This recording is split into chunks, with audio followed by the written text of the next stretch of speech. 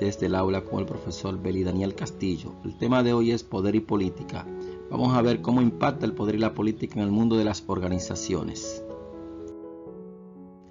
Este tema de poder y política vamos a ilustrarlo a través del poder personal de los grandes líderes de negocio. Y es que los grandes líderes tienen algo en común.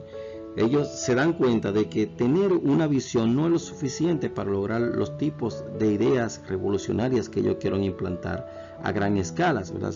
Con la que ellos han soñado por mucho tiempo, o sea, impactar. Entonces, para hacer que las cosas sucedan e influir en los demás, los grandes líderes necesitan apasionarse con su visión y tener eso que se llama poder personal para poderlo alcanzar, para poder realizar ese sueño que ellos tienen. Y es que de no alcanzar ese poder personal, les sería a ellos difícil poder realizar y materializar sus grandes sueños y poder impactar a gran escala. Por ejemplo, líderes de negocio como Steve Jobs, ¿verdad?, de la Apple, fallecido, Bill Gates de la Microsoft, o Sir Richard Branson de Virgin Atlantic, y igual el mismo Jeff Bezos de Amazon, todos reconocidos por todo el mundo porque están catalogados como los hombres más ricos en este momento de la humanidad, o sea, dentro de los hombres más ricos que tiene la humanidad. Todos ellos tuvieron en su momento una fuerte visión de lo que podía ser, de lo que podrían hacer, ambas cosas, pero ellos fueron capaces de convertir sus visiones y sus ideas que en realidad. Ahora, ¿por qué? Porque ellos adquirieron y utilizaron eso que estamos señalando, poder personal, o sea, ese poder fundamental, ese poder necesario para llevar a cabo todos sus sueños, y de hecho lo hicieron y han impactado indudablemente en la sociedad actual de una manera muy extraordinaria. Por lo que los grandes líderes utilizan 4 diferentes tipos de poder personal para ello poder hacer que las cosas sucedan. Estos incluyen los siguientes tipos de poderes. Por ejemplo, conocer sus visiones de los demás. O sea, qué ellos opinan y piensan de los demás. Eso es muy importante. Superar las resistencias al cambio. O sea, continuamente el entorno presenta situaciones nuevas que hay que adaptarse. Un gran líder se va readaptando de manera continua y sistemática. Asimismo, poder movilizar los recursos en la dirección requerida. O sea, tanto los recursos humanos como los recursos económicos. Y esto le permite a un líder entonces alcanzar ese poder necesario en el mundo de los negocios, y implica entonces movimientos políticos de alguna manera. Administrar sus propias ambiciones para no perder la perspectiva en el proceso de liderazgo. Esto es muy importante, señores. Miren, nuestras ambiciones tienen que tener límite. Tenemos que administrarlas de manera adecuada, o sea, con orden, con pluralidad, y sabiendo que podemos hacer las cosas, pero sabiendo que las podemos hacer de manera tranquila y sistemática, ¿de acuerdo? Entonces es importante que nosotros podamos saber hasta dónde pueden llegar nuestras ambiciones. Estos líderes identificaron 3 fuentes en este caso, de donde puede venir el poder que yo puedo hacer, el poder que hemos señalado anteriormente, de dónde viene esa capacidad para ellos movilizar recursos, para poder administrar sus ambiciones. Por ejemplo, viene primero de las características personales de un líder. O sea, cada uno de nosotros tiene un conjunto de rasgos muy particulares que nos hace distinto de los demás. De ahí viene ese poder. Segundo, la posición que ocupe en la jerarquía de la organización. O sea, de ahí viene el poder, no importa en el terreno que sea. La capacidad de recompensar o castigar el comportamiento de los demás son fuentes naturales, pudiéramos decir, de poder que tienen los individuos. Entonces, desde cada una de estas partes, esta fuente, viene el poder que hemos señalado anteriormente. Y vamos a ver ahora en detalle, o sea, la conceptualización de poder, política y los elementos que están en torno a ello. Fíjense, cada uno de estos líderes en el mundo de los negocios, ellos pudieron utilizar y entender sus características individuales, sobre todo, para poder hacer realizar sus sueños, y lo aterrizaron y lo fundamentaron de manera que pudieran alcanzarlo. ¿Cómo podemos entender el poder? Bueno, miren, cada interacción y cada relación social en una organización incluye un ejercicio de poder. Siempre estamos ejerciendo el poder de manera continua y sistemática. La forma entonces en que los que están por debajo de los jefes, los subordinados, de los individuos, son contratados en relación con ¿qué? con el tema del poder. O sea, cada uno de nosotros, de alguna manera, somos controlados desde el momento que somos contratados en una empresa por el concepto del poder. O sea, que cada relación es una situación de poder-sumisión. Entonces podríamos decir que en las organizaciones el poder no sería más, o simplemente podríamos decir que es la capacidad de hacer que los demás hagan lo que uno desea. Esto la gente lo puede hacer por dos maneras. Bueno, porque tú tienes un poder formal, porque simplemente tú tienes esas características personales, individuales, que permiten que los demás hagan lo que tú quieres que hagan. Y así, bueno, a lo largo y a lo ancho de las organizaciones se va manifestando el poder. En este sentido, Robert Datt, un científico político, captura este importante enfoque relacional cuando define el poder de la siguiente manera, o sea, la relación que existe entre las partes cuando se está haciendo el poder. Él dice, bueno, A tiene poder sobre B, ¿en qué medida? Bueno, en la medida en que puede hacer que B haga algo que B en otro caso no haría. O sea, en la medida en que yo puedo hacer que una persona haga algo que en una situación distinta de la que estamos, él no haría, entonces yo tengo poder sobre esa persona. Y eso muy a menudo lo utilizamos en las organizaciones. Oye, dile a fulano que fulano, en este caso, nada más a ti te escucha. O sea, una forma de nosotros manifestar que nosotros o tenemos poder o tiene poder alguien sobre otra persona. Por lo que una persona o grupo no puede tener entonces el poder aisladamente. No es posible. No, nadie tiene un poder aislado. De que aquí estoy yo, no, sin seguidores, no. El que tiene poder tiene gente que lo sigue. Por lo que el poder tiene que ejercerse o tener el potencial para que se ejecute en relación con quién, con otra persona. O sea, el poder siempre tiene que ejecutarse sobre alguien o sobre un grupo de personas. O sea, tú no puedes decir que tiene poder un cuarto vacío, es imposible. La gente que tiene poder tiene ese poder sobre algo o sobre alguien, no lo tiene en el vacío. Entendido el poder como la capacidad para que la gente haga algo que uno desea, hay que diferenciar un concepto que está muy pegado del poder, que algunos autores lo usan como sinónimo, pero bueno, no, podríamos diferenciarlo. Entonces hay una distinción entre poder y autoridad que cabe destacar. Y Max Weber sería la primera persona en recalcar o insistir y diferenciar entre estos dos conceptos, entre poder y política, entre poder y autoridad, perdón. El poder, tan simple como esto, podríamos decir, bueno, que es la fuerza y la coerción. O sea, va a incluir dos elementos importantes: fuerza para que yo haga que tú hagas, y la coerción.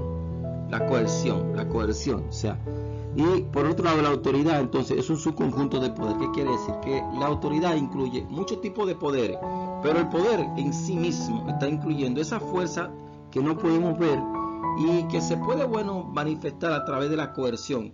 Esa forma que tiene eso que hace que un individuo, insisto, haga lo que no haría en otra ocasión. Ahí tenemos entonces el poder. Fíjense que uno implica un subconjunto de poder y el otro implica la coerción y la autoridad y una fuerza que no se ve, pero que hace que la persona haga lo que uno desea que ellos hagan. Vista la diferencia entre autoridad y poder, vamos a ver a qué caracteriza la autoridad como tal. Bueno, podríamos decir que esta es conferida a la posición de una persona, o sea, al puesto que ocupa una persona en una organización. Un individuo va a tener autoridad debido al puesto que mantiene y no debido a ninguna característica personal específica. O sea, estar en una posición me da autoridad. Por ejemplo, un policía en la calle, cuando una persona, vamos a ilustrar mejor el ejemplo, una persona que esté vestido de militar, que es militar y que es policía, por ejemplo, él tiene poder. Pero ese poder está investido no solamente en la ropa, no, en el aspecto legal, o sea, en una autoridad que le confiere a la sociedad y las leyes. O sea, no es al individuo, no, es lo que él representa. Entonces, por eso tenemos que respetar a la autoridad en la calle, o sea, al policía, sea de tránsito, sea un policía de custodia, el policía que sea, porque él representa la autoridad de la sociedad, o sea, él es una extensión de las leyes. Entonces tenemos que respetarlo por eso. No es sinónimo de autoritarismo, como algunos pretenden ver. No, hay que respetarlo porque representa la autoridad. No es el individuo, no, es lo que él representa en ese momento. Así ocurre en las organizaciones. Entonces, esa autoridad es aceptada por un gran número de personas. En el caso de las organizaciones, por los subordinados. El individuo que ocupa una posición de autoridad de autoridad y es oficial y ejerce la autoridad y puede tener cumplimiento debido a que tiene un legítimo derecho. Eso ocurre con los supervisores, con los gerentes medianos y con el ejemplo del policía que le acabo de señalar. La autoridad entonces se va a utilizar en forma vertical y fluye indudablemente, si es vertical, de arriba hacia abajo, entonces se desprende indudablemente, entonces que en el orden jerárquico de la organización. ¿Qué quiere decir esto? Que el que está más arriba en la pirámide organizacional, entonces tendrá mucho más poder que el que está más abajo. Eso es indudablemente que es así, y es una de las formas, la primera característica que pudiéramos encontrar dentro del poder, o sea, primero que viene dado por la posición y que se ejerce de arriba abajo y que tiene un carácter de legitimidad. Serán tres elementos que pudiéramos ver distintivo en la autoridad. La autoridad viene dada por el puesto que ocupamos. Segundo, es legítima y aceptada por los subordinados. Y tercero, hemos visto entonces que se ejerce de manera vertical y el que está más arriba tiene más poder. ¿De dónde viene el poder que tienen las personas? Fíjense, hemos señalado los tipos de poder que manejaron al principio estos líderes destacados del mundo de los negocios y la fuente que ellos tenían.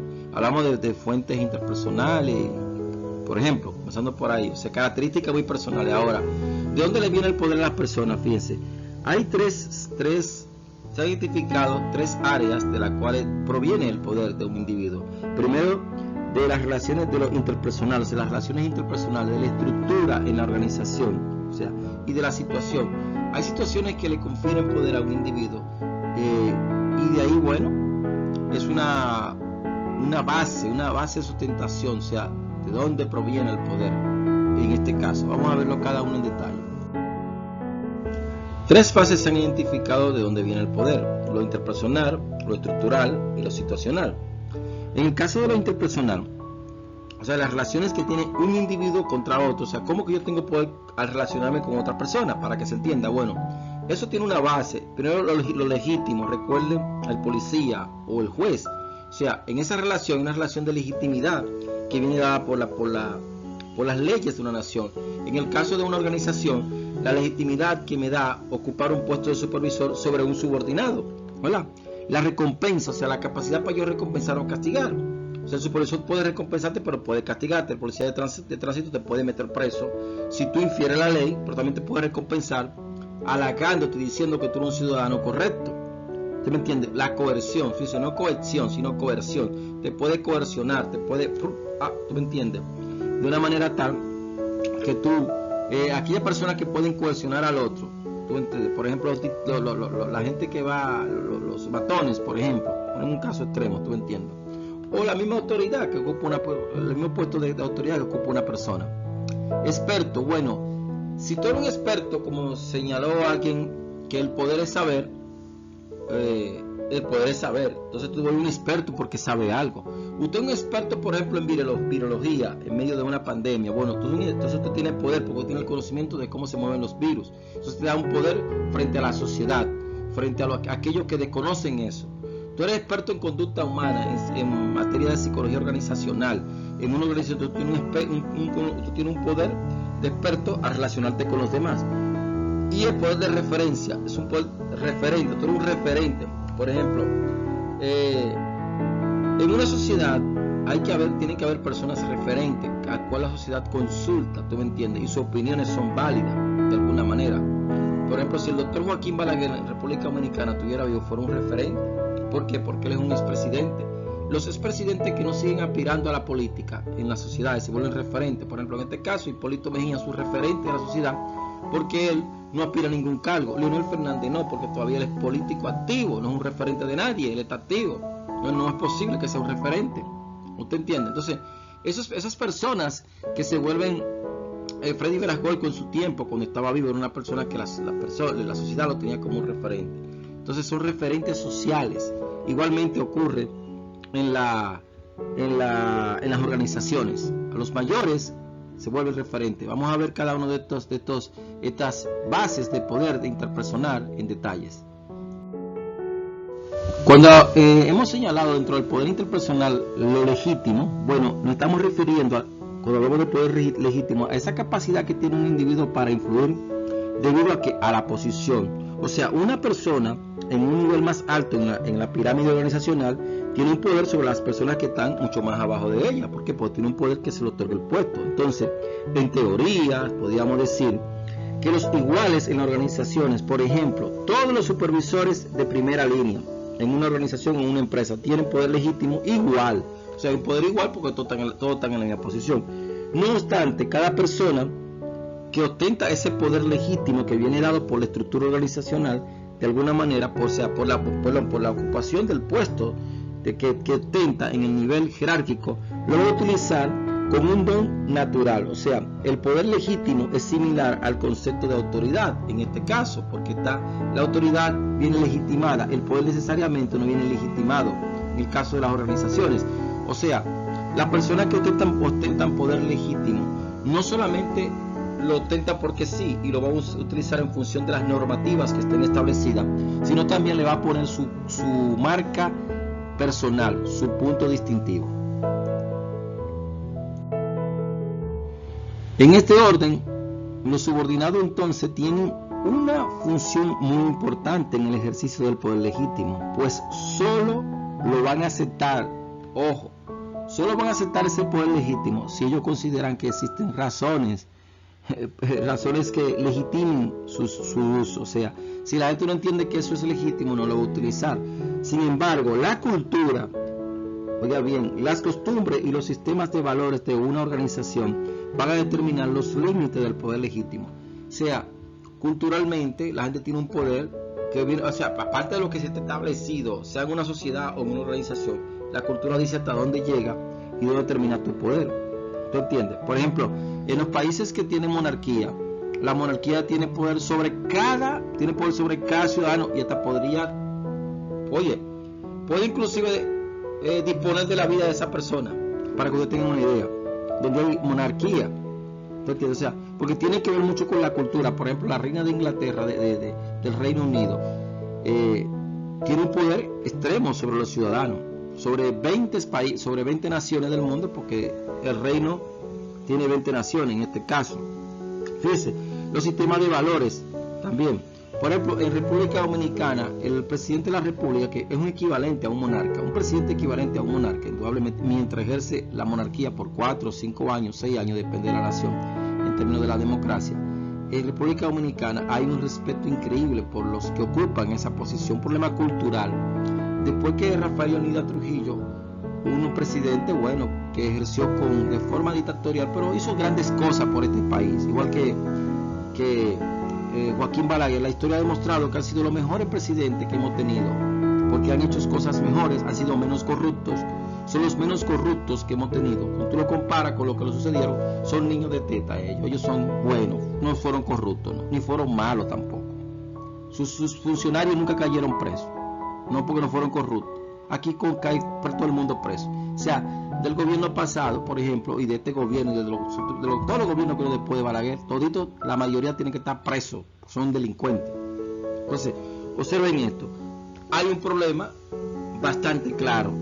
En República Dominicana, por ejemplo, aún el presidente, por un problema cultural, nadie lo respeta. Nadie respeta al presidente. No respeta. O sea, aquí la gente se mofa y habla inadecuadamente de la gente que ostenta el poder. Yo creo que ahora mismo, en este momento, nada más respetan a la Procuradora de la República. Bueno, respetan a más nadie.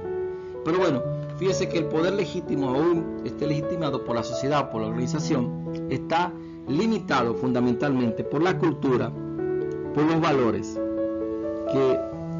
y la costumbre que están dentro de la organización.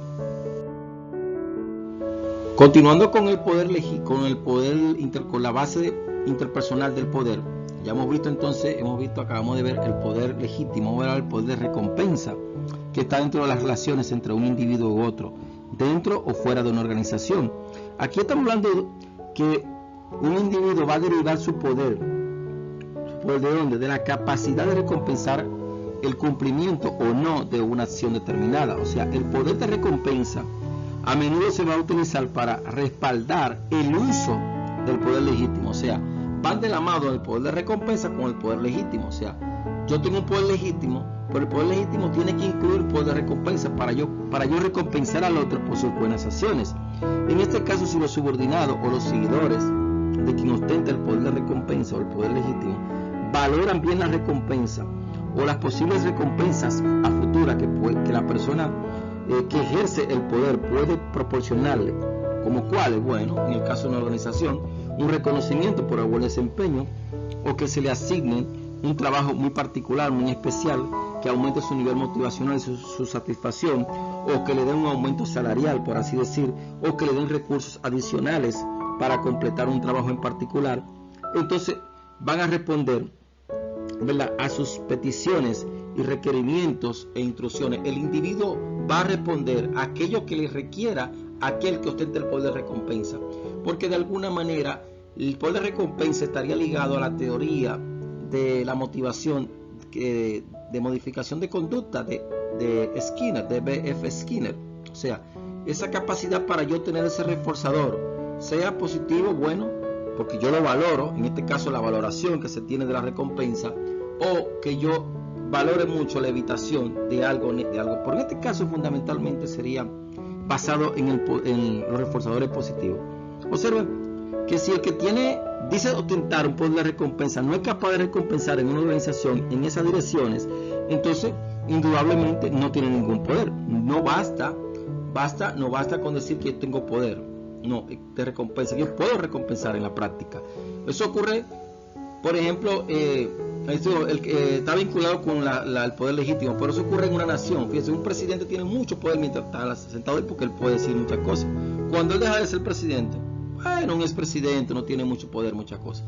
Pero hasta en el hogar pasa, cuando los padres se jubilan y se vuelven ancianos, ya la gente lo ve como un viejo que está ahí, una cosa. En Occidente, porque en Oriente no, ahorita se respeta a las personas mayores.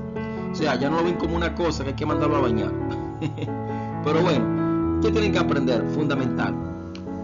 La gente tiene que entender que el que ejerce el poder de recompensa en verdad puede proporcionar esa recompensa y está vinculado con el poder legítimo.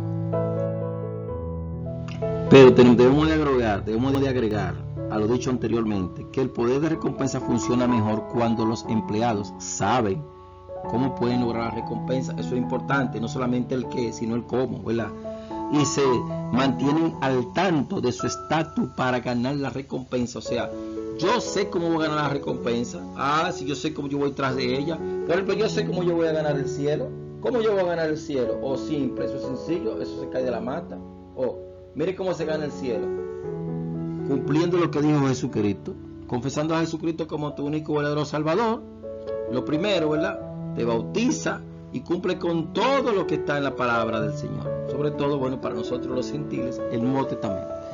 Y tú te lees Mateo 5, 6, 7 y tú vas a saber qué es lo que Jesucristo quiere contigo. Tú lo haces, te apartas del pecado, sobre todo el pecado de la carne, y tú verás cómo va a alcanzar el cielo. Yo sé cómo tener la recompensa y tu vida va a prosperar.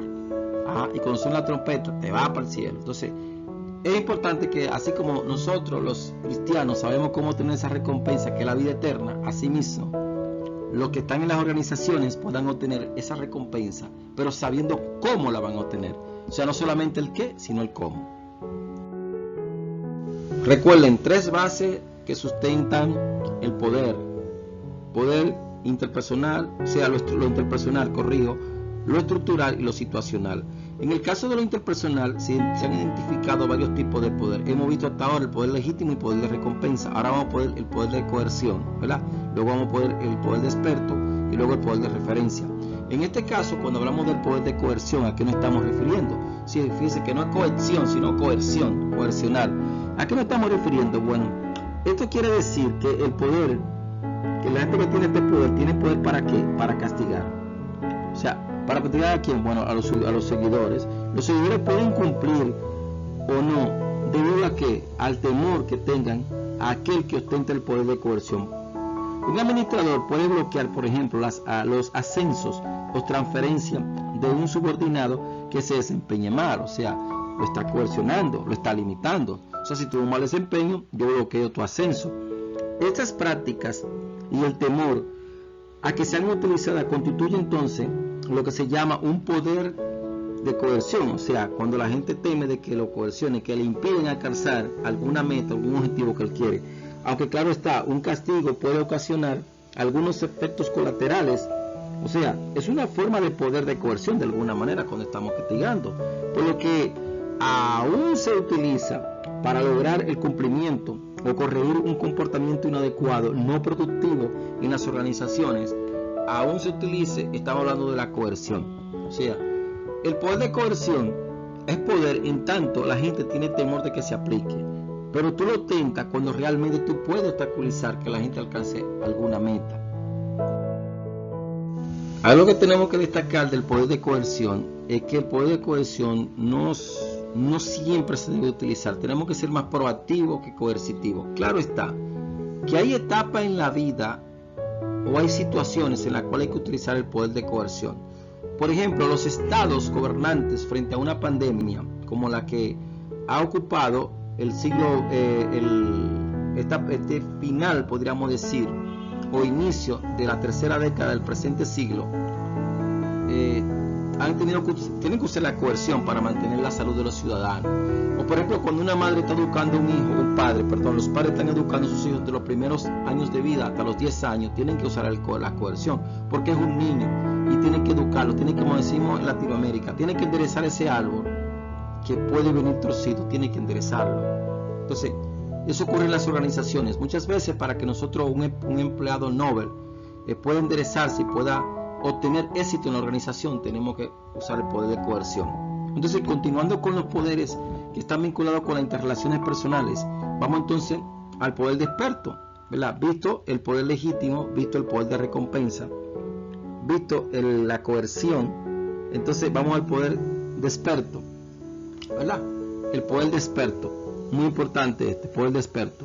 Este poder de experto casi siempre está ocupado hoy día en las organizaciones por dos tipos de puestos, fundamentalmente. O sea, es más notorio en los informáticos, la gente de informática, la gente de tecnología y la gente de recursos humanos. Por lo que una persona que tiene conocimientos especiales y que, claro está, por consiguiente, es muy valorada, posee el poder de experto.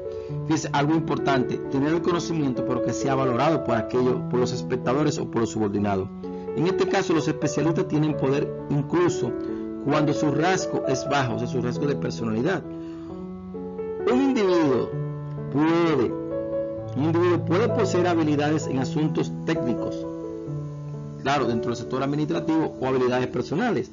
Cuanto más difícil sea reemplazar al especialista, mayor será entonces el poder de experto que esta persona posea. O sea, cuando lo que usted sabe escasea, que mucha gente lo sepa, entonces usted tiene mayor poder de experto. Fíjense que es un poder como muy especial, no lo posee todo el mundo, es un poder muy particular. O sea, mientras había menos psicólogos en la sociedad, bueno, entonces quiere decir que hay más expertos. Cuando tú te haces más experto, haces tu maestría, te especialista, te vas especializando, haces cursos, haces talleres, haces diplomados, tú te vuelves más experto en lo que tú haces. O sea, no basta, por ejemplo, una persona que vaya a la universidad con obtener el título, no basta con obtener el título. O sea, el título es algo, pero tienes que tener cosas que te vuelvan a ti como experto en algo. ¿Tú entiendes? Porque no basta, el título es un conocimiento general, universal, no un conocimiento tan especializado como, valga la redundancia, como un estudio de posgrado, como un estudio de maestría, un estudio de doctorado. Y claro, conjuntamente con eso, todas las horas de conferencia que tú puedes asistir, los talleres, los diplomados, todas esas cosas que son necesarias para afincar ese conocimiento de experto. Entonces, el poder de experto es una característica personal, mientras que el poder legítimo de recompensa y de coerción, lo que hemos visto, hemos visto en esto de la base del poder interrelacional, hemos visto el poder legítimo, recompensa y coerción, pero el poder de experto es una característica muy personal, porque fue usted que decidió hacerse experto. O sea, fíjese, mientras que los poderes que hemos señalado son poderes que vienen prescritos por la organización, o sea, vienen determinados por la organización. Por ejemplo, una secretaria que tenga una posición de relativamente bajo nivel en la organización puede tener un alto poder de experto, debido a que conoce los detalles de la operación de la empresa. O sea, tiene 20 años, pero conoce todos los detalles de la empresa. Entonces, ¿dónde se encuentra todo? Y la forma de manejar situaciones difíciles. Por ejemplo, en las universidades, los profesores que tienen mayor tiempo en la universidad se vuelven más expertos, porque conocen más la estructura y conocen más las estrategias de enseñanza. Entonces, con los años todos nos volvemos expertos si hemos cultivado algo muy particular. El poder de experto viene con la persona, mientras que el poder legítimo, el poder de recompensa y poder de coerción viene con la organización. Y es una distinción que tenemos que tener bastante clara al hablar de los poderes que tienen como base, que sean parte de la base del poder mayor o superior, que es la interrelación personal. Así, ese poder que se desprende de las relaciones interpersonales. El poder de experto tiene muy dado por el individuo y no así por la estructura, podríamos decir, o por la complejidad que implique la organización. Dentro de lo interpersonal, entonces, tenemos por último el poder referente. El poder referente, bueno, muchos individuos se identifican y son influidos inclusive por una persona debido a su personalidad o estilo de comportamiento. O sea, fíjense que las personas raras son las personas son las personas raras, un término muy sencillo, las personas raras son referentes. O sea, aquellas personas que salen de la media de la sociedad, que no son comunes al resto de la sociedad, son aquellas personas que son referentes y tienen algo que es un poco difícil desde la psicología medir, y es el carisma. Por lo tanto, el carisma de la persona sería la base del poder referente, el carisma. Pero ¿quién es carismático? Bueno, el carisma no se enseña. El carisma no es mesurable. No es mesurable como otros aspectos. El carisma es como la belleza. Bueno, la gente tiene carisma, pero tú no sabes identificar ni medir el carisma. Y eso te hace a ti un poder referente. Una persona entonces con carisma es admirada debido a su personalidad y a los medios que utilice para hablar con sinceridad. Casi siempre el carismático habla con sinceridad o no, pero habla y la gente le gusta y lo sigue. O sea, la fuerza del carisma de una persona es una indicación de su poder referente. La gente carismática es un referente para los demás y la gente de alguna manera lo sigue. Bueno, es así. Y la gente que tiene carisma, por ejemplo, esto es muy común en algunos políticos, en algunos líderes sociales, en los artistas, pero también en las organizaciones. Usted va a cualquier organización y entonces ve que hay una persona aquí carismática. Puede ser la persona que sirve el café, puede ser el guachimán, puede ser un ejecutivo. No importa la posición que ocupa en la organización, porque al igual que el poder de experto, el poder referente está asociado al individuo, mientras que el poder legítimo, el poder de recompensa y poder de coerción está asociado a la propia organización al momento de interactuar con los demás. Entonces, el poder referente tiene esa virtud muy particular que está asociado al carisma, que no es algo mesurable, indudablemente, es parte del individuo. Claro, hay que acotar que el carisma vinculado al poder referente es más bien un concepto que se utiliza con frecuencia para describir las personalidades magnéticas de algunos políticos, artistas o personalidades del deporte, pero también dentro de la administración. O sea, también en el mundo de la administración, en el mundo de las organizaciones, son reconocidos algunos que dirigen. ¿Por qué? ¿Por quiénes son los que le dan ese carisma? Bueno, en este caso son los subordinados. Los subordinados, ¿verdad? Y lo asignan como carismáticos.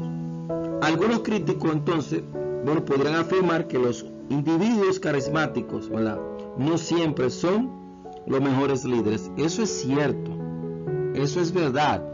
Es como alguien señalaba que mucha gente tiene poder, no sabe utilizar adecuadamente el poder. Por ejemplo, gente carismática también. No quiere decir que una gente carismática sea un gran líder o lo usa adecuadamente, porque esto se vincula. O sea, una gente carismática tiene poder, pero lo usa de manera inadecuada, entonces es un mal líder, hace un mal uso de ese poder. Y el mundo está llenado, por ejemplo, Adolfo Hitler, el ejemplo, bueno, que nos llega rápidamente así de flash a la cabeza. ¿O usted quiere un hombre más carismático que Adolfo Hitler? Tan carismático pero convenció a todas las naciones, en la Liga de las Naciones, de que él no iba a hacer la guerra. Y mientras estaba hablando, estaba haciendo la guerra. O un líder carismático. Bueno, fue malvado, pero no podemos quitarle que fue un líder carismático. De hecho, el prototipo de líder que es estudiado por las personas que sienten interés por entender el liderazgo, tienen que estudiar a Adolfo Hitler. Indudablemente, porque es un personaje con un carisma extraordinario. O sea, fíjense cómo una gente que hizo tanta maldad, que hizo tantas guerras, era un sujeto tan carismático. Es algo insólito, algo increíble.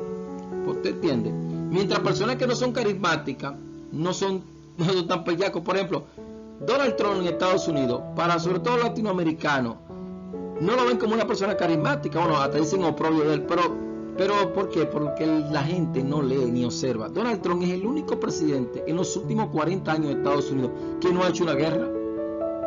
Una guerra, lo contrario, ha retirado su ejército de muchísimos lugares. Y lo que habla, pero no hace guerra. Pues eso es importante, un hombre que no ha ido a la guerra.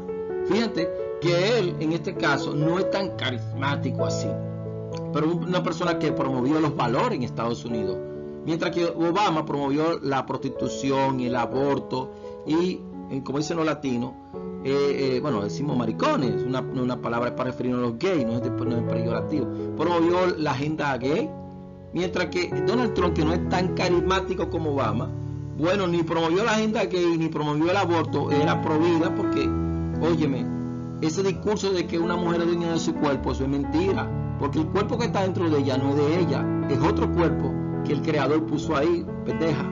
Tú no puedes disponer de ese cuerpo, ¿me entiendes? Y promovió la lectura de la Biblia, eso es importante, los valores de la sociedad. Entonces fíjate, con un sujeto que no esté carismático, hizo cosas más positivas que un sujeto que es muy carismático, pero promovió muchísimas guerras, fue a la guerra, acabó con Libia, Irak,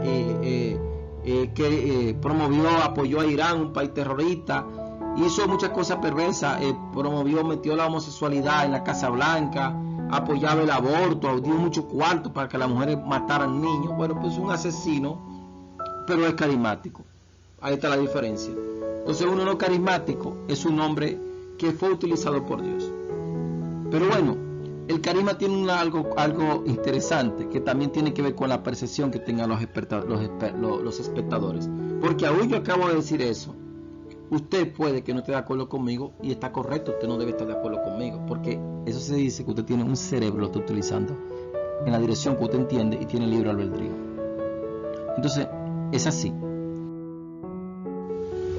Recapitulando, cuando hablamos de la base del poder interpersonal, ¿verdad?, planteado por estos autores, recuerden que tenemos que hablar de un poder, los poderes que se desprenden, 3 de ellos vinculados con la organización, ¿verdad? O sea, con la organización, legítimo, recompensa y coerción, mientras que el experto y referencia tiene que ver con un individuo. O sea, por lo tanto, lo dividimos de esta manera: 2 vinculados con las personas y 3 vinculados con la organización.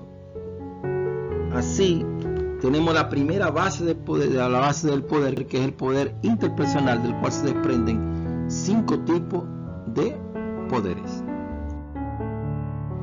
Bueno, ¿y dónde tiene la gente necesidad de poder? Oh, claro, la gente tiene necesidad de poder. La imagen de quienes buscan poder es casi siempre bastante negativa. Oiga, la gente siempre dice: tú quieres poder. Entonces la gente como que ve de forma fea a aquellas personas que quieren tener poder.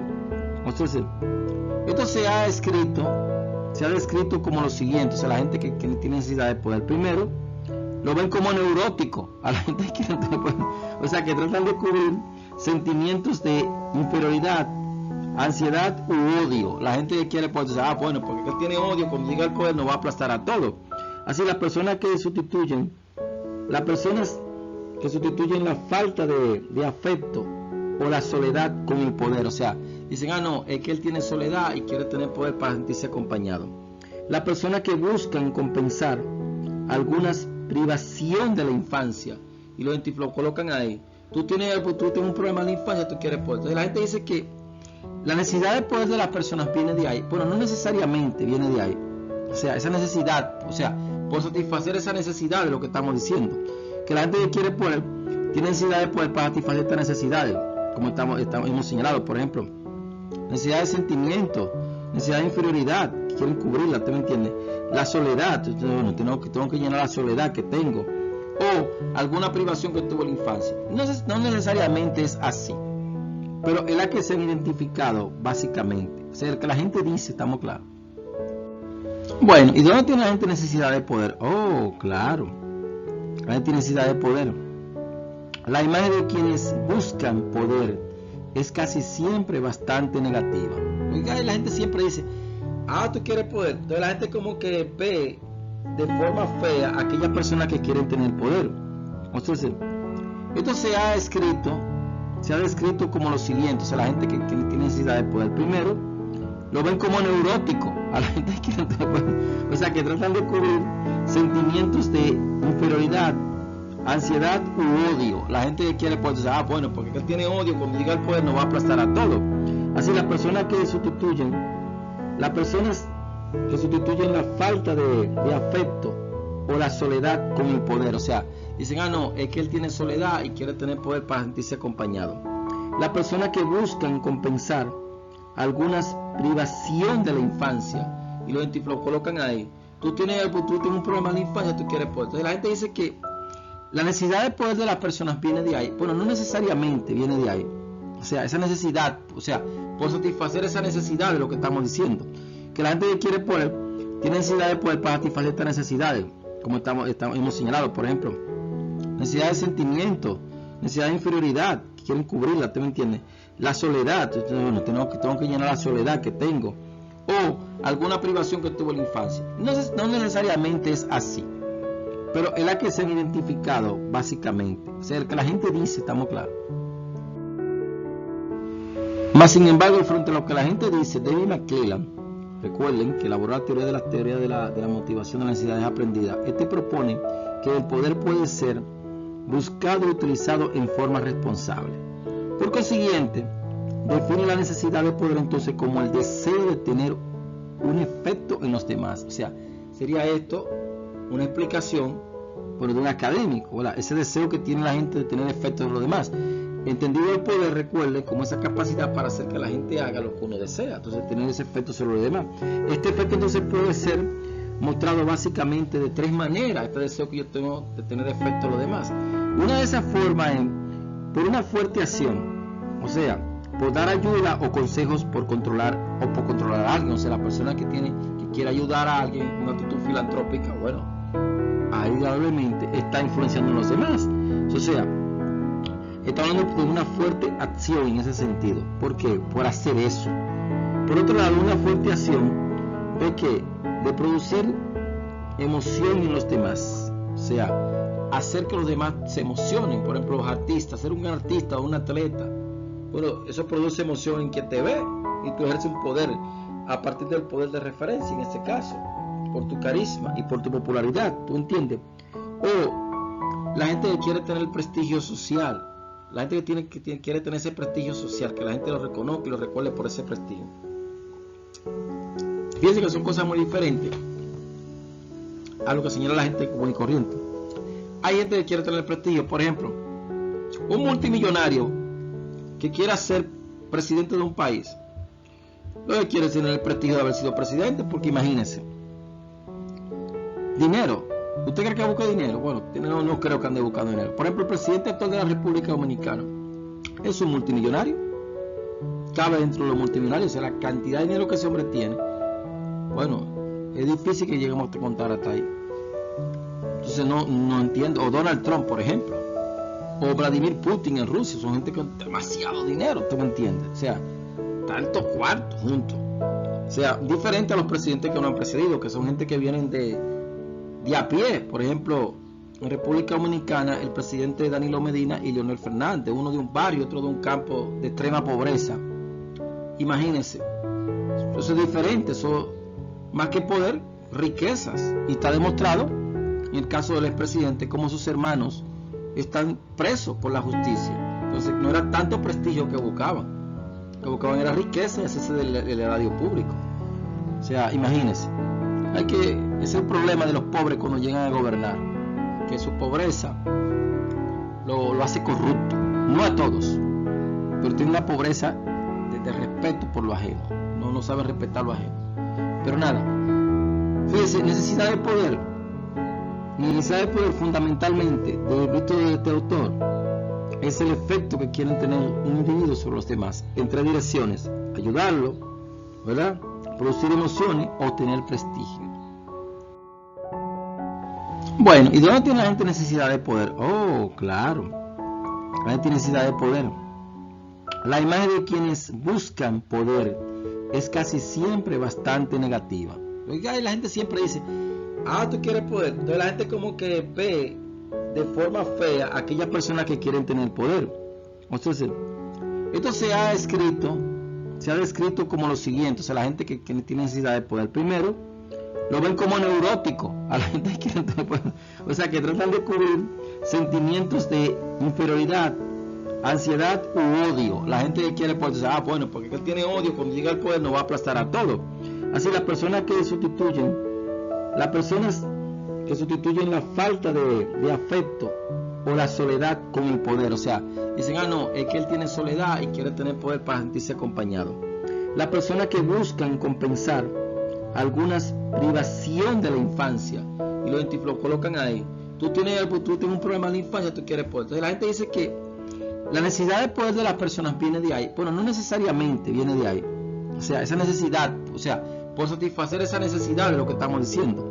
Que la gente que quiere poder tiene necesidad de poder para satisfacer estas necesidades, como hemos señalado, por ejemplo, necesidad de sentimiento, necesidad de inferioridad, que quieren cubrirla, ¿tú me entiendes? La soledad, tengo que llenar la soledad que tengo, o alguna privación que tuve en la infancia. No necesariamente es así, pero es la que se han identificado básicamente. O sea, el que la gente dice, estamos claros. En cuanto a la necesidad de poder, las investigaciones que se han hecho han intentado determinar cómo funciona la necesidad de poder. En general, los individuos con alta necesidad de poder son competitivos y agresivos. Claro, competitivos en el área o en el terreno que quieren tener ese poder. Les interesan los puestos de trabajo de prestigio. Por ejemplo, un automóvil costoso. O sea, más que el puesto, también quieren exhibir cosas que le indique ese prestigio. ¿Tú me entiendes? Prefieren situaciones de acción y se unen a diversos grupos porque quieren necesidad de poder, pero en diferentes terrenos, independientemente del tipo de poder que estén buscando. Por ejemplo, la gente que quiere siempre tener ropa muy cara, decir que vive en lugares ostentosos. Para la gente es muy importante el lugar donde vive. Decir que vive en Naco, Piantini, Serrayé, qué sé yo, o el carro que tienen. Fíjense, no, pueden comprarse un carrito de gas, no, hacen un esfuerzo y compran un Honda, por ejemplo. Son los pobres. O sea, no es moverte, no, es que te vean con prestigio. No es la ropa, es que te vean la marca de la ropa. La gente tiene necesidad de sentir ese poder, porque hay muchas formas de la gente mostrar que tiene necesidad de poder. La gente que no tiene poca necesidad de poder, todos tenemos, mejor dicho, pero no es el poder visible, porque todos tenemos necesidad de poder, así sea del tipo que fuere. Pero la gente que tiene baja necesidad de poder que sea visible no anda exhibiendo cosas, sino exhibe otro tipo de cosas. Por ejemplo, la gente que quiere tener un poder de experto, lo que exhibe el conocimiento y no las cosas que posee. Pero sí tiene poder, tiene necesidad de poder, de un tipo de poder muy particular. Continuando con la base del poder, ahora debemos de ver el poder estructural y el poder situacional. O sea, recuerden que vemos tres bases: la interacción personal, la estructural y la situacional. Entonces vamos a ver estas como base del poder. ¿Qué ocurre con la estructura organizacional? Bueno, y la estructura organizacional es la que crea el poder. Un poder crea el poder de la autoridad formal, al especificar que ciertos individuos desempeñan puestos específicos y toman ciertas decisiones. O sea, es la estructura la que decide cómo se va a distribuir en el orden jerárquico de poder. ¿Estamos claros? O sea, no solamente por la posición, sino también por la capacidad que tienen para hacer cosas, o sea, y para desempeñar el puesto y tomar decisiones, o sea, hacer cosas en este sentido, tomar decisiones. Viene dado por eso. A lo que se le agrega entonces otra forma de poder, por ejemplo, los recursos, la toma de decisiones y la información. Los tres puntos importantes: los recursos, la toma de decisiones y las informaciones dentro de la estructura, ¿verdad? Como un poder, como parte del poder, tanto como parte del poder estructural. Los recursos de los cuales nosotros disponemos en las organizaciones son muy importantes, señores, son fundamentales y esenciales para poder entender. Fíjense, el poder en este caso puede ser ejercido cuando una persona tiene canales abiertos para los recursos. O sea, la gente que tiene recursos tiene poder: dinero, trabajadores, tiene tecnología, tiene materiales y tienes clientes. Bueno, la gente que tiene clientes tiene poder. El que tiene dinero en la sociedad de hoy tiene poder. El que posee tecnología tiene poder. O sea, son recursos que tradicionalmente la gente ha poseído. Y en el pasado, por ejemplo, la gente que tiene mucha tierra también tiene poder, ¿verdad? Entonces las organizaciones de los recursos son vitales, son esenciales y son asignados entonces en forma descendente, indudablemente a lo largo de las líneas de jerarquía. Por más que queramos decir, bueno, las organizaciones tienen un orden vertical. Por lo tanto, y en este orden, el administrador de alto nivel tiene más poder para asignar recursos que los administradores que están debajo de él. O sea, en la jerarquía administrativa. Lo que quiere decir entonces que mientras más capacidad yo tengo en una organización para asignar recursos, sean en términos económicos, en términos de dinero, en términos de personas, en términos de tecnología, entonces más poder voy a tener. Aquí, el grado de poder que me da la estructura es en función de la discrecionalidad en que yo puedo hacer uso de los recursos. Ese uso de los recursos establece entonces una relación de dependencia, debido a que los recursos por lo general son limitados, o sea, no son ilimitados, ¿verdad? Y en las organizaciones tenemos algo importante, la división del trabajo. Bueno, la división de trabajo, por ejemplo, viene dada por las posiciones que están asignadas en la jerarquía, pero la posición del trabajo otorga de alguna manera a los administradores que están en el orden más alto, ¿verdad? Y por posición, ¿verdad? El privilegio de asignar recursos que son limitados, o sea, de alguna manera la relación de dependencia viene dado en función de que de esa jerarquía y los recursos crean esa dependencia. Y eso pasa, por ejemplo, en el hogar. En el hogar, quien asigne los recursos, bueno, no somos dependientes de ellos de alguna manera porque tiene recursos económicos que asignar. Las personas que están por debajo de la línea de la pobreza, si el Estado tiene un sistema de ayuda, bueno, entonces dependen de esos recursos que el Estado les pueda dar, y así sucesivamente. O sea, los recursos se convierten en una fuente legítima, estructural de poder, porque viene dado por la estructura de la organización. El que puede tomar decisiones tiene poder. Un cirujano en una sala de cirugía decide por tu vida. Tiene un poder sobre tu vida. Él puede matarte si quiere, ¿entiendes? O poner un caso extremo. Imagínense en las organizaciones cuando una persona está en lo más alto de la organización, tiene poder estructural porque él puede tomar decisiones. Entonces, ¿qué quiere decir esto? Bueno, que el grado en que los individuos que están por debajo de aquel que está por encima, ¿verdad? Pueden, entonces, puede esto afectar la toma de decisiones. O sea, ¿qué esto determina el nivel de poder, de su poder? O sea, mientras más capacidad para tomar decisiones que impacte la vida de los que están por debajo, entonces más poder yo tengo. Una persona, ¿verdad? O su unidad en una organización con poder puede influir en cómo ocurre el proceso de toma de decisiones, ¿verdad? ¿Y cuál es la alternativa? Entonces deben considerarse cuando se toma esa decisión en particular. Observe que el nivel de toma de decisiones y el impacto que puede tomar mi decisión que yo toma me va a dar más poder o menos poder. El que puede tomar decisiones tiene poder. Un cirujano en una sala de cirugía decide por tu vida. Tiene un poder sobre tu vida. Él puede matarte si quiere, ¿entiendes? O poner un caso extremo. Imagínense en las organizaciones cuando una persona está en lo más alto de la organización, tiene poder estructural porque él puede tomar decisiones. Entonces, ¿qué quiere decir esto? Bueno, que el grado en que los individuos que están por debajo de aquel que está por encima, ¿verdad? Pueden, entonces, puede esto afectar la toma de decisiones. O sea, que esto determina el nivel de poder, de su poder. O sea, mientras más capacidad para tomar decisiones que impacte la vida de los que están por debajo, entonces más poder yo tengo. Una persona, ¿verdad? O su unidad en una organización con poder puede influir en cómo ocurre el proceso de toma de decisiones, ¿verdad? ¿Y cuál es la alternativa? Entonces deben considerarse cuando se toma esa decisión en particular. Observe que el nivel de toma de decisiones y el impacto que puede tomar mi decisión que yo toma me va a dar más poder o menos poder. Y esto del poder de toma de decisión lo podemos ilustrar con un ejemplo. Por ejemplo, valga la redundancia, los empleados sagaces pueden ayudar a sus jefes a evitar tomar decisiones apresuradas. En primer lugar, describiendo el tema en su totalidad y luego explicando por qué es necesario tener cuidado al tomar la decisión. Por el contrario, los administradores necesitan entonces dar a los empleados parámetros para la toma de decisiones y al mismo tiempo delegar poder y guiar su uso hacia los objetivos de la organización. Saben algo muy importante, muy vital, cómo los empleados también pueden utilizar sus habilidades, sus sagacidades para ayudar a que los que están más arriba tomen decisiones en una u otra decisión.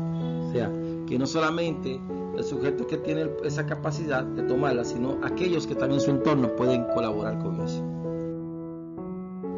Recuerden la frase, el que sabe tiene poder. Y aquí se ilustra entonces con esta otra fuente de parte de la estructura de poder, o sea, recursos, toma de decisiones y poder de la información. Hoy día, más que nunca, el tener acceso a la información es relevante e importante porque proporciona ¿qué? Proporciona poder. La información sería la base para tomar decisiones y es la base fundamental para tomar decisiones en alguna u otra dirección. Un ejecutivo que no cuente con la cantidad de información necesaria o un individuo, no importa en el aspecto de la vida o en qué punto se encuentre, si no tiene información, su decisión puede ser errada. Por lo tanto, quienes poseen la información que necesitan para tomar decisiones óptimas tienen poder. O sea, quien tiene información suficiente al momento de tomar la decisión tiene poder, porque está tomando la decisión en una dirección correcta y no en una dirección inadecuada. ¿Estamos claros? Observen con respecto a esto, con respecto a la información. Fíjense, la posición de contador, por ejemplo, en la estructura organizacional generalmente no tiene una base de poder interpersonal particularmente fuerte o evidente en la organización. No lo tiene, porque bueno, el contador está como aislado, como una oficinita, ¿verdad? Pero su poder radica en que él controla información que son vitales, la información financiera. Por eso usted ve que ellos a los contadores se le da como mucho prestigio, mucha importancia en las organizaciones. O sea, es una verdadera imagen del poder de una persona, ¿verdad? Se proporciona no solo por la posición de la persona, sino también por el acceso que tiene esa persona a la información necesaria. O sea, por ejemplo, una secretaria que tenga acceso a mucha información, ¿tiene poder? Tiene poder, el poder de información. No importa la posición que tú ocupes en la organización. Si tú tienes poder, si tú tienes información, tienes poder. Recuerden que el que sabe tiene poder. ¿Cómo que tú sabes? ¿Cómo es que sabe? El que sabe porque se informó, el que sabe porque leyó, el sabe porque tiene acceso a la información. Y tener acceso a esa gran fuente de información, de alguna u otra manera, que nos da a nosotros, nos da poder en la organización. Entonces, evitar es importante. Nosotros no solamente tenerlo, sino hacer un uso racional de esa realidad. ¿Estamos claros? Recuerden que entonces dentro de la estructura, la información es fundamental, es importante en una estructura organizacional, pero también en la sociedad, en la familia, donde quiera que nos encontremos, en la iglesia, en el club. Por eso, por ejemplo, con respecto a la fe, ¿cuáles personas conocen más a Jesús? ¿Cuáles personas pueden entender la Trinidad, Padre, Hijo y Espíritu Santo? La gente que han hablado con Jesús, la gente que tiene informaciones. ¿Cómo? Simple, leyendo la Biblia. Si tú lees la Biblia y no te lees un librito como un catecismo, un atalaya o unos libritos de esos que hay en esas religiones, no, te lees la Biblia, tú tienes entonces la fuente, tú vas a la fuente y la fuente te va a dar información y tú podrás decir, pues mira, el primer mandamiento no es amar a Dios sobre toda la cosa, no tendrás dioses ajenos. Ah, caramba, ¿qué pasó ahí? Aló, ¿escucharon? Oh, simple, vale, lo leíste. Entonces así ocurre en todo. Con lo divino es así, pero con las cosas del hombre también es así. El que tiene información tiene poder.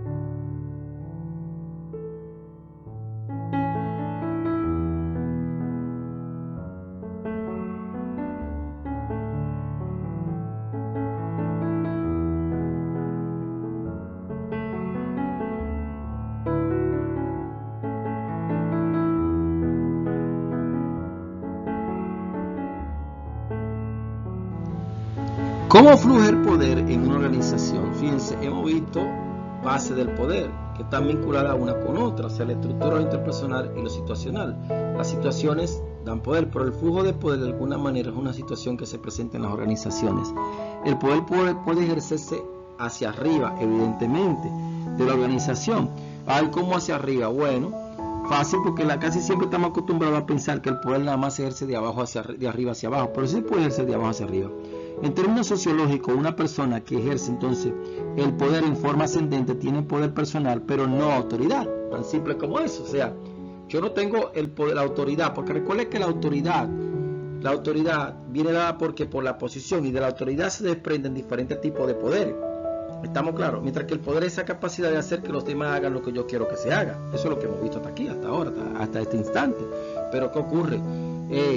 Yo puedo ejercer un poder personal sin tener autoridad en una organización desde abajo, o sea, de una posición más abajo en la pirámide organizacional.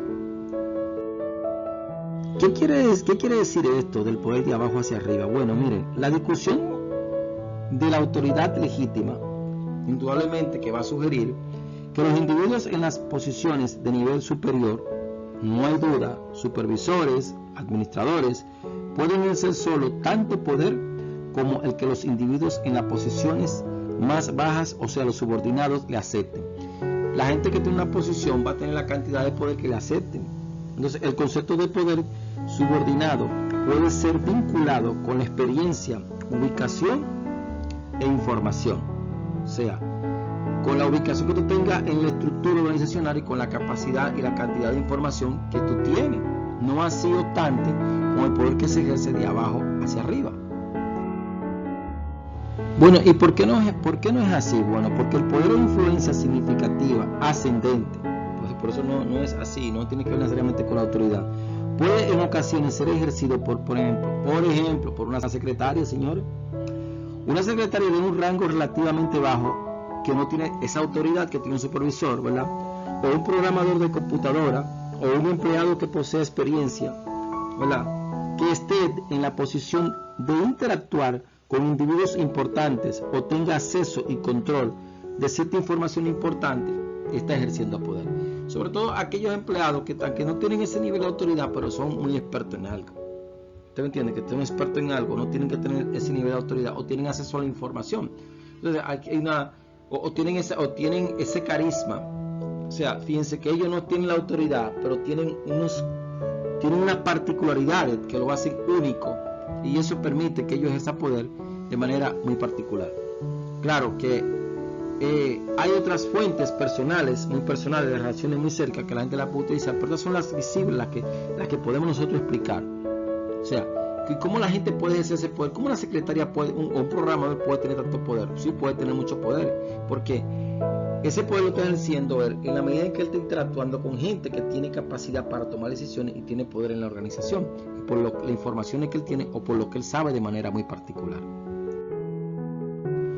Entonces, hay una potencialidad, ¿verdad?, que tienen y que puede determinar ese valor que tienen los empleados en los niveles más bajos de la jerarquía para ejercer el poder. Tres cosas que hay que recalcar y que tienen que dar clara de cómo se ejerce ese poder ascendente de abajo hacia arriba. La experiencia. La persona que tiene mayor experiencia en una unidad, bueno, llega un supervisor nuevo o un gerente nuevo, bueno, tiene poder por la experiencia y hay que consultarlo. Muchas veces consulta a fulano que tiene aquí toda la vida. Bueno, esa persona en particular entonces tiene mucho poder. Eso me recuerda a un personaje que había en una universidad, se llamaba Don Tito, en un departamento. Él tenía muchos años, hay 30 años, entonces tiene una experiencia vasta. No tiene un puesto de autoridad, de mucha autoridad, pero entonces tiene una experiencia y había que consultarlo. La ubicación que tengamos, por ejemplo, una secretaria o una persona por la cual pasan toda la correspondencia tiene una ubicación estratégica, entonces tiene información. O una gente que pueda controlar la información también, sin tener la autoridad o una posición de autoridad, ellos tienen poder. O sea, dos fuentes importantes de influencia ascendente han sido llamadas persuasión, por un lado, ¿verdad?, Entonces podemos decir persuasión manipuladora y manipulación. O sea, persuadir al otro como una persona que está en una posición más abajo puede persuadir al otro, eso indicando que tiene poder, y puede hasta manipularlo, indudablemente. La gente que tiene información manipula. Bueno, pero puede manipular en una dirección positiva, podría ser, o en una dirección negativa. Va a depender de la circunstancia, indudablemente. Pero es necesario que se tenga claro que una persona que tenga un nivel más bajo tiene estos elementos que le ayudan a ejercer ese poder desde abajo hacia arriba. ¿Y cómo se ilustran estas fuentes que se han identificado de poder desde abajo hacia arriba? Bueno, fíjense que una cosa son los elementos que le dan, otra cosa son las fuentes. La persuasión manipuladora. Bueno, mire, este término, que viene de la psicología social, indudablemente, es un intento directo que tiene una persona, por así decir, de disfrazar el verdadero objetivo de la persuasión. O sea, esta es la trama de la agenda oculta que tiene el individuo. ¿Por medio de qué? Por medio de las habilidades de persuasión, el individuo acumula poder para ganar un objetivo. La gente persuade al otro, manipula al otro con la información, sobre todo con información.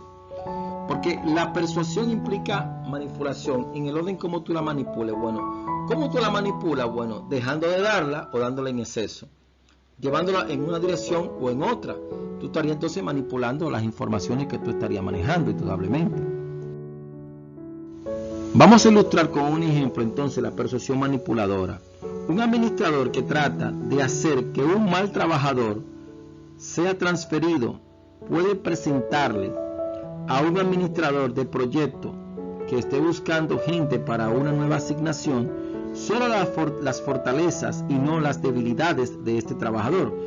Aunque el verdadero objetivo del administrador sea deshacerse del trabajador, su objetivo está oculto en la presentación persuasiva que hace acerca de las fortalezas del empleado. Bueno, ¿dónde está la manipulación? Está manipulando que es un holgazán, que no lo quiere. O sea, está solamente resaltando las cualidades positivas y está entonces denegando y dejando o omitiendo las cualidades que no son negativas. Observe cómo se está manipulando la información. O sea, yo estoy llevando la información en la dirección que yo creo y no en la dirección que tiene que ser. ¿Estamos claros? O sea, es importante que eso quede claro, bastante claro. O sea, cómo se manipula y cómo tú persuades. Yo te persuado dándote las cosas positivas, recalcándote, como el vendedor te dice todo lo bueno del producto, pero no te dice lo negativo del producto. Te está manipulando y te está persuadiendo que tú lo quieras. Eso se ilustra aquí en este ejemplo. La manipulación va a disfrazar el objetivo y el intento que se busca. O sea, lo va a disfrazar de alguna u otra manera para que el individuo no sepa que lo está manipulando. ¿Y cómo se ilustra esto con un ejemplo? Bueno, en lugar de proporcionar las quejas de los clientes a un administrador, ¿verdad?, a medida que llega, ¿verdad? O sea, el empleado que hace, el empleado que la recibe, la puede arreglar de cierta forma que otros empleados o departamentos puedan ser vistos bajo una luz más o menos favorable o desfavorable. Si el empleado arregla las quejas que recibe para que el administrador a cargo reprenda a un supervisor departamental que no le agrada, que no le agradaría, ¿verdad? O sea, que no le agrada la acción del empleado, se considera en este caso como una manipulación en dirección ascendente. ¿Por qué? Porque él está manipulando la información, está distorsionando la información. Entonces, manipular, como su nombre lo dice, manipular, o sea, tú arreglar, ordenar. Tú lo puedes hacer para el bien o para el mal. En este caso, en el ejemplo que ilustra la parte final que hemos señalado, se hizo para el mal, o sea, para que un empleado sea castigado, o al contrario, para que un departamento, un empleado sea bien visto. La manipulación está constante en las interacciones personales y es una fuente de poder ascendente, y es una fuente igual que lo anterior que hemos señalado, pero en este caso la manipulación clara o la manipulación disfrazada de alguna manera son fuentes que utilizan los subordinados para la persuasión disfrazada, y la manipulación, son fuentes que utilizan los empleados que están más abajo de la organización para ejercer un poder desde abajo hacia arriba. El poder no solamente se expresa en términos jerárquicos entre los individuos que la componen, sino también entre un departamento y otro. Ahora, ¿cómo se explica el poder interdepartamental? En este caso, el poder interdepartamental se explica a través de la teoría de contingencia. Y básicamente hay que analizar tres elementos fundamentales que se dan en las subunidades o en las unidades de los departamentos o dentro de un departamento y otro para poder diferenciar cuál tiene más poder de otro. Y hay tres aspectos que vamos a analizar. Primero, la capacidad de enfrentar la incertidumbre, ¿verdad? Segundo, la centralidad que ellos pueden tener en las acciones, las actividades. Y tercero, su capacidad de sustituir a un departamento por otro en las actividades. Vamos a verlo cada uno de ellos para tener una idea clara de cómo se distribuye el poder entre un departamento y otro.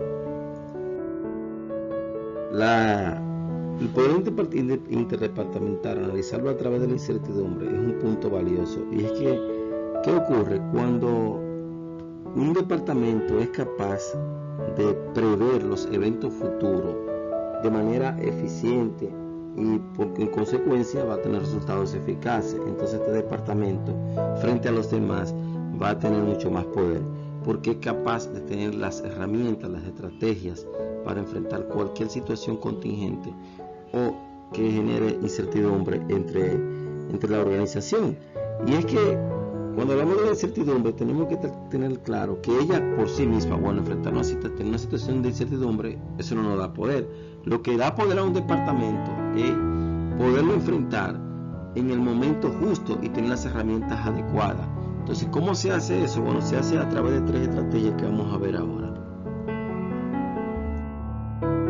que se contemplan para enfrentar eventos de incertidumbre en un departamento. Serían las siguientes. Primero, enfrentarlo por medio de la prevención.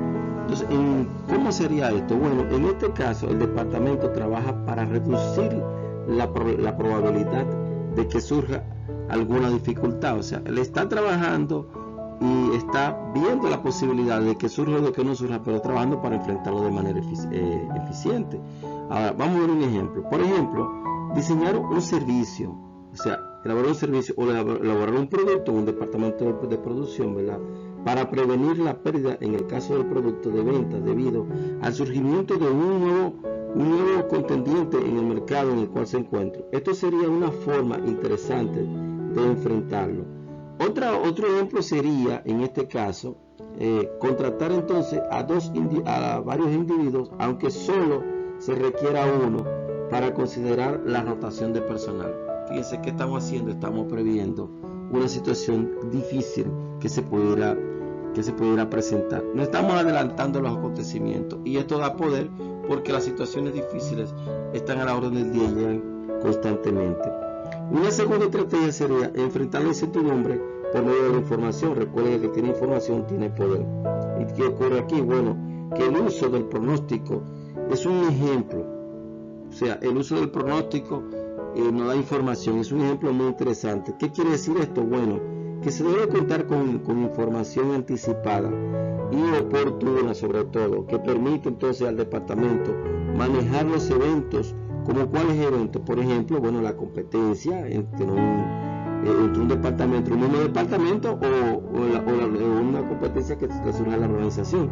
Aquellas protestas que puedan presentar el personal del departamento o de la organización. A veces la materia prima para hacer un producto se escasea. Y también, igualmente, si una empresa de servicio o una empresa de producción, la forma en que los individuos demandan el servicio y tú puedes tener información de esos posibles cambios que se den de manera inmediata y puedes enfrentarlo, entonces tú tienes poder. Porque ¿qué ocurre aquí? Por ejemplo, la forma en que se están demandando los servicios ahora no es igual. La gente va menos presencial y usa más la estrategia del envío. Aquellas organizaciones que se anticiparon a eso porque tienen información previa, entonces tienen mucho más poder. Cuanto no más los departamentos que así lo hicieron. Una tercera forma sería enfrentar la incertidumbre por medio de la absorción. Esto quiere decir que lo siguiente, se debe incluir o manejar aquí la incertidumbre, ¿verdad? Cuando se requiere, con esa información, perdón, con esa situación va a repercutir en el departamento o en la subunidad. O sea, cuando el hecho va a repercutir, entonces yo absorbo ese hecho. Por ejemplo, un departamento, ¿verdad?, podría aceptar a un empleado problemático de otro departamento e intentar entonces hacer con este empleado: bueno, tú tienes problemas, vamos a capacitarlo, vamos a prepararte para después indudablemente redirigirlo a su departamento. Esto va a producir entonces, esto se va a producir y se va a ver como un favor para el otro departamento, para que el otro departamento entonces no tenga problemas, ¿verdad? Entonces, de esa manera, haciendo ese favor, resolviendo el problema, el departamento que aceptó al empleado, ¿qué tiene? Tiene poder, alcanzó poder. Y estas son 3 estrategias. Pudieran existir otras estrategias para enfrentar entonces situaciones de incertidumbre, que aquel que lo enfrente de manera mucho más eficiente, entonces ese departamento tiene más poder con respecto a los demás. Ningún departamento en una organización tiene centralidad cero, ninguna. Ahora, aquella que tenga más centralidad tiene mucho más poder. Y es que una medida de centralidad es el grado en que el trabajo de una subunidad contribuye a la producción final de la organización. O sea, aquella que esté en una posición que pueda afectar a otras o a las demás unidades o departamentos tiene cierto grado de centralidad. Por lo tanto, entonces, ese nivel de grado frente a los demás le da mucho más poder. Un departamento también posee influencia, ¿verdad? Si sus actividades tienen un efecto más inmediato o urgente que el de otro departamento, entonces también tiene mucho más poder, ¿verdad? Por ejemplo, ¿verdad?, un departamento cualquiera, ¿verdad?, es mucho más importante que otro cuando la decisión de él, o sea, lo que él hace es fundamental para ese departamento. O sea, imagínense un departamento de una empresa que da servicio de transporte, pero tiene en este departamento una unidad de entrega rápida, por ejemplo, de motorista. Entonces, ese departamento tiene mayor centralidad que los demás. Entonces, eso es indudable. Por lo tanto, hay que atender y darle valor a ese departamento, porque nos guste o no, tendría mucho más poder que los demás. Entonces, ahora hay dos elementos principales que tenemos que destacar en la centralidad. Por ejemplo, a mayor dominancia de los flujos de trabajo de un departamento o una unidad, ¿verdad?, mayor es el poder dentro de la organización. O sea, si hay aquel departamento que tiene mucho más trabajo que los demás, está indicando que tiene más poder.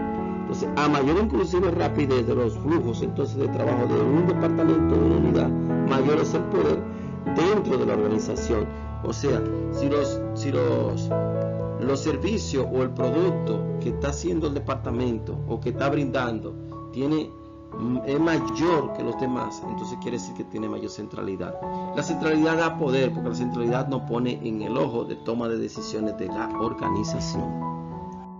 ¿Un departamento o una unidad sustituir en sus tareas a otro departamento? Bueno, sí podría, y eso le da poder, porque cuando hablamos de la capacidad de sustitución estamos refiriendo, valga la redundancia, a esa capacidad que tiene una unidad sobre otra para realizar entonces sus actividades muy particulares y muy puntuales. Entonces, si una organización de manera puntual pudiera obtener fuentes alternativas, por ejemplo, de habilidad e información y recursos inclusive para desempeñar el trabajo que hace una unidad, entonces le está quitando poder. O sea, por ejemplo, cuando se contrata, se busca un subcontratista al que tú tengas el departamento.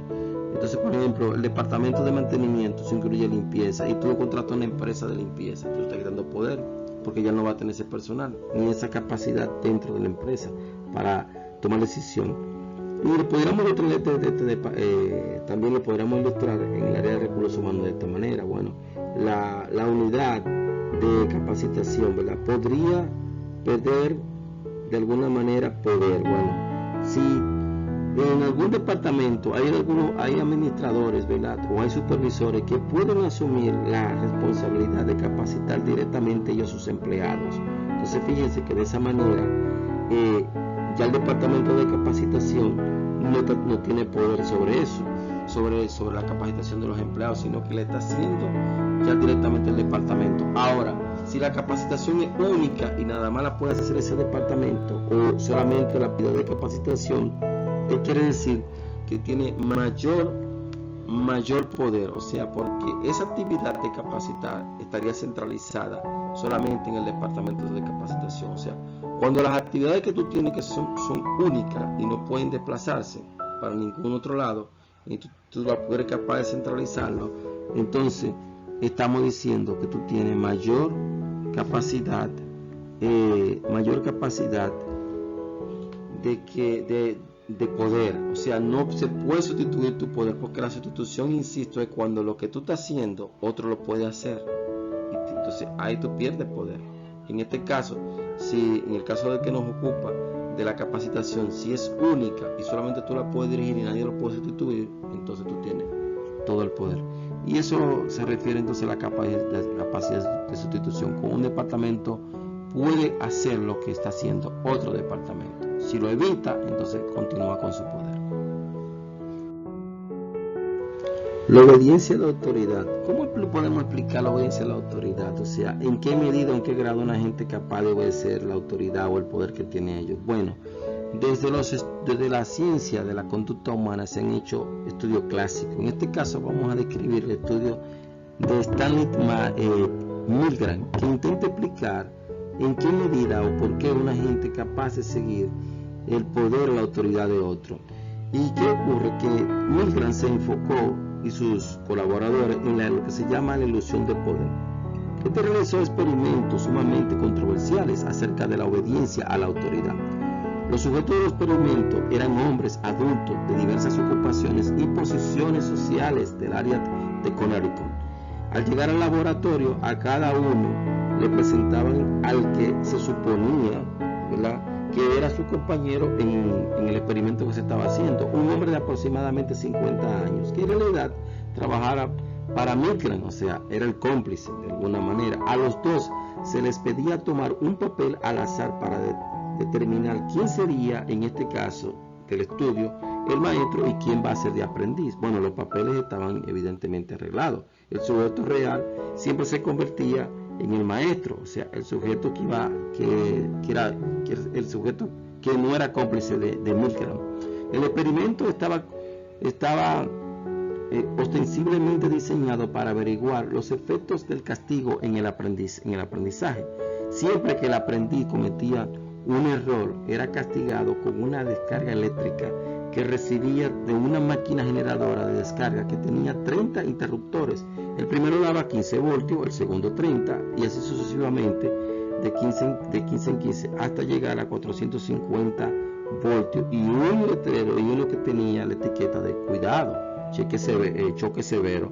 Después el maestro, o sea, el sujeto real del experimento, tomaba su lugar en la máquina de descarga donde no podía ver el aprendiz. O sea, una vez se decidían las cosas, casi siempre el sujeto real quedaba siempre como maestro. El plan era entonces, en esta investigación, que el aprendiz repitiera las palabras que le decía el maestro y cometiera entonces muchos errores. El maestro recibía la indicación de aumentar la descarga con cada error. O sea, ¿quién indicaba quién era la descarga? El que dirigía la investigación. En este caso podría ser Milgram o podría ser uno de los colaboradores de Milgram, ¿verdad? En los 75 voltios, este podía escuchar los gemidos que procedían del aprendiz, quien en realidad estaba fingiendo de acuerdo con las instrucciones de Milgram. En 150 voltios, el aprendiz gritaba: "¡Déjenme salir!", y decía que su corazón ya no podía tolerar el dolor. En los 285 voltios, soltaba un grito agonizante, desesperante, y se rehusaba a continuar, pero continuaba intentándolo y cometiendo aún más errores. Recuerden que los errores eran intencionales, que él lo cometía. La mayoría de los maestros, o sea, los sujetos que eran parte realmente del estudio, se sintieron muy incómodos. Incluso algunos preguntaron al experimentador si era apropiado continuar, pero sin importar lo que el maestro dijera o cómo protestara el maestro. El experimentador solo decía: el experimento requiere que continuemos. También se les decía: no tiene otra opción, debe continuar. Milgram quería saber cuántos sujetos abandonarían el experimento y dejarían de continuar de obedecer las órdenes, y cuánto iba a continuar, cuánto lo desertaban y cuánto continuaba. Antes de que estos experimentos se realizaran, Milgram preguntó a 40 psicólogos su opinión acerca de si los sujetos renunciarían, y ellos predijeron que solo el 40% continuaría, o sea que del total el 96% simplemente iba a descontinuar, o sea que solamente el 40% iba a continuar dando la descarga eléctrica a los aprendices que se equivocaran a responder las preguntas que le estaban diciendo. Pero ¿qué ocurrió todo lo contrario. Oye, algo interesante. De un total del total de los 40 sujetos, el 65% continuó. O sea, obedecieron al experimentador todo el tiempo, hasta el nivel de voltaje más alto del generador de descarga, o sea, aquel que decía: cuidado, alto voltaje. Estos hombres no eran personas fuera de lo común. En realidad, la mayoría mostraba señales extremas de tensión emocional y conflictos psicológicos durante el experimento. O sea, durante el experimento, no fuera de ahí. Temblaban, se mordían los labios y se enterraban las uñas en las palmas de sus manos. Repetidamente pidieron permiso al experimentador para detenerse. Sin embargo, continuaron aumentando el voltaje que le señalaba David McClelland. Y aquí viene Milgram, ya lo confundí. Milgram. Bueno, aquí viene la pregunta: ¿por qué los sujetos obedecían al experimentador? Es la gran pregunta. O sea, ¿qué era lo que lo llevaba? ¿Qué es lo que llevaba a obedecer? La obediencia al poder o la autoridad en este caso. Aunque en este caso el experimentador no poseía una autoridad específica sobre ello, parecía una persona poderosa. Para ello creó una ilusión de poder. Se vistió con una bata blanca de laboratorio, pidió que le llamaran doctor, y era muy severo. Los sujetos le percibían con autoridad legítima para realizar el estudio. El experimentador aparentemente hizo muy bien el trabajo en cuanto a proyectar la ilusión de que tenía poder. Los experimentos de Milgram indican que ejercer el poder de forma autoritaria no es la única forma de hacerlo, o sea, ya que también lo ejercen con frecuencia individuos que tienen poco o ningún poder real. Entonces, alguien puede influir significativamente en los demás simplemente, oigan bien, solo porque se le percibe en este caso como una persona poseedora de poder. O sea, el hecho de que usted se muestre como una persona que tiene poder, que tiene autoridad, entonces los demás le van a obedecer. Y esto es un punto interesante. O sea, no solamente basta que usted tenga la autoridad investida en el puesto, en el orden jerárquico, no, sino que usted dé la ilusión de tener poder. Fíjense cómo Milgram manejó la ilusión del poder para la obediencia.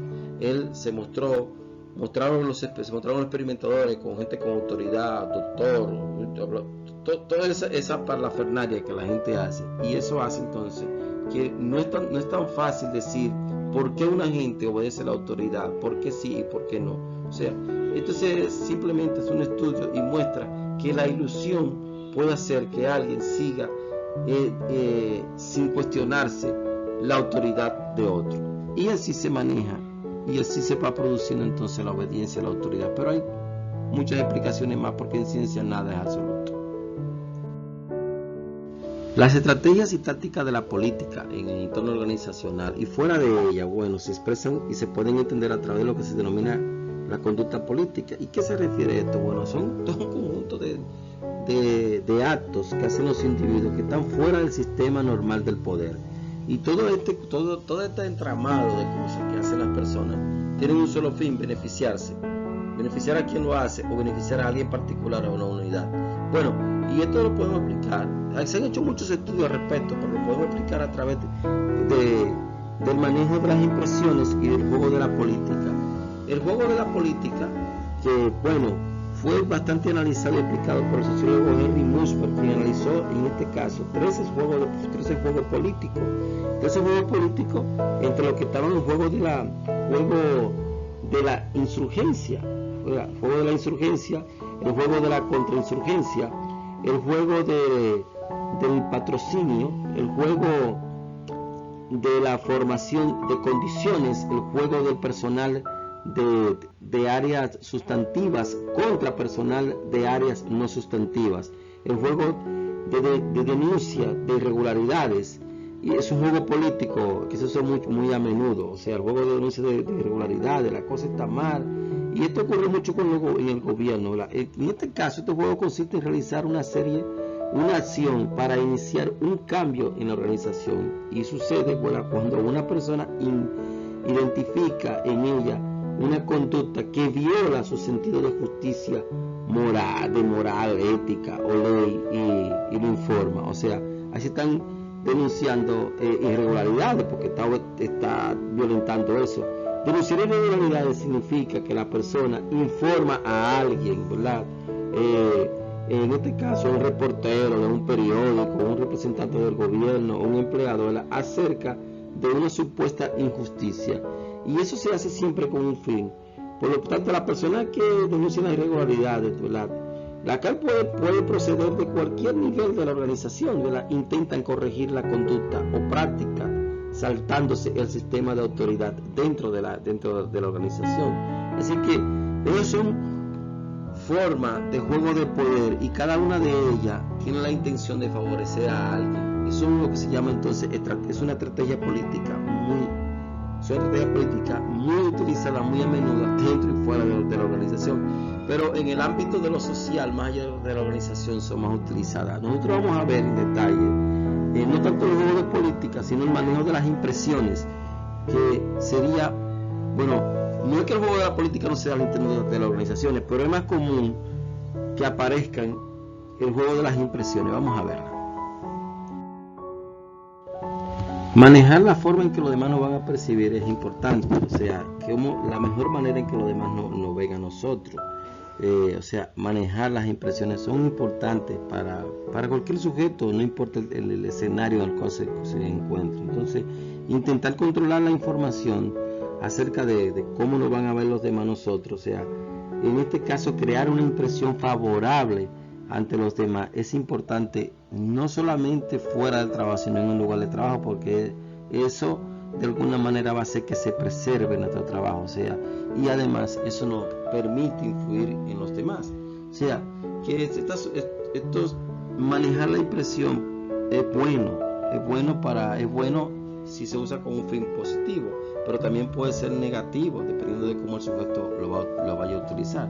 Y esto conlleva entonces el uso de un conjunto de tácticas, el manejo de impresiones. Vamos a verla. Dentro de la estrategia manejo de impresiones, se han clasificado y se han diseñado y planteado un conjunto de tácticas favorables, desfavorables. Bueno, pero aquí nosotros vamos a destacar básicamente dos categorías de tácticas que pudiera utilizar de manera positiva una persona. Primero tenemos las estrategias de presentación personal. Bueno, ¿estas qué son? Son las que emplea una persona o un sujeto en un intento por hacerse más atractivo para la persona o para la persona que lo está percibiendo, y así considerarse mucho más importante. Con esto, bueno, esto se logra a través de medios verbales y no verbales. Por ejemplo, hasta medios verbales como cuáles, sonreír, bueno, sonreír es un medio no verbal, ¿verdad? Hacer contacto visual, por ejemplo, son de la diferente forma que lo podría hacer. Y también manejar el tono de voz es importante, la forma en que nos vestimos, ¿te entiendes? Mostrarse con mucha energía, fíjense. Entonces son tácticas que pudiera utilizar el individuo para hacer un manejo de impresión adecuado. Igualmente, tenemos otra categoría que es la llamada estrategia de intensificación, o como hemos mostrado aquí, la elevación ante otro. Esta estrategia de intensificación se debe enfocar en estar de acuerdo con otras personas importantes, con el fin de que usted pueda influir positivamente en ello. Esto incluye, por ejemplo, hacer favores, ¿verdad?, a esa persona importante, elogiarlos, ¿verdad?, y de alguna manera están conformes con las opiniones ajenas, con las opiniones que emiten los demás. O sea, mostrar interés también por el otro, puede ser, ¿verdad?, ser un oyente activo. Todo esto colabora para que todo este tipo de tácticas colaboran con la estrategia del manejo de impresiones. O sea, tenemos aquí entonces dos categorías de tácticas que pueden favorecer el manejo de impresiones que usted pueda tener ante los demás.